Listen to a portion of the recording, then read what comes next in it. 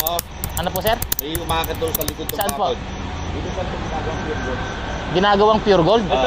Ay, sir, tabi ng motor trade. May umaakit doon. Sa likod daw, sir. Sa likod? Oo. Ginugulo yung mga tao namin sa loob eh. Ginigulo yung mga tao sa loob. Pwede sir, sa likod.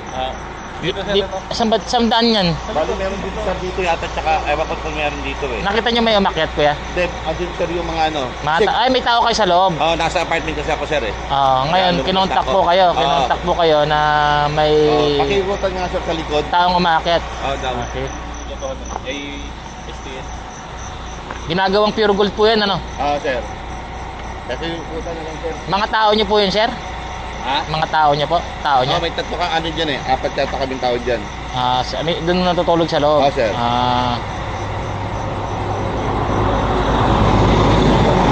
Sir? Alam mo yun, Andy?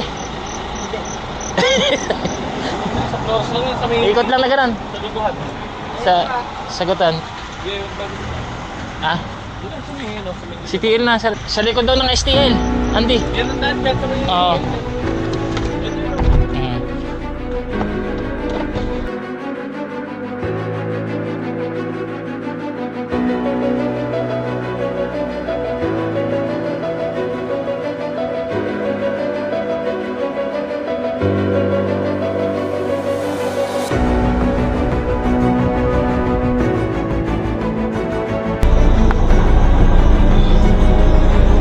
Ginagawa pa lang pure gold to. Sa likod na lang kami dadaan. Ikot po kami. Sige, ikot tayo. Okay, sir, screenshot na po tayo, sir. Tama, sir. Pato, sir. Ito yun, di ba? Okay na po, sir. Maraming salamat, sir. Thank you, sir. Kaya nga eh. Dito rin umakyat eh. Isa na aakyat dito yan. Sige, diretso ka. Ayun. Kaya dito. Sa may mga puno-puno rito.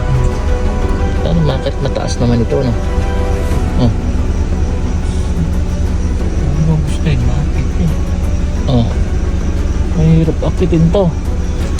Dito rin umakyat eh. Wangwangan mo na lang, Andy. Wangwangan mo natin.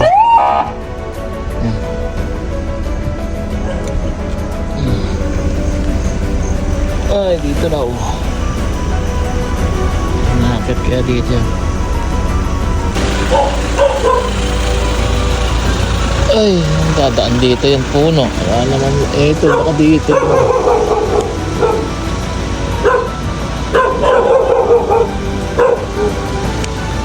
Wala, clear.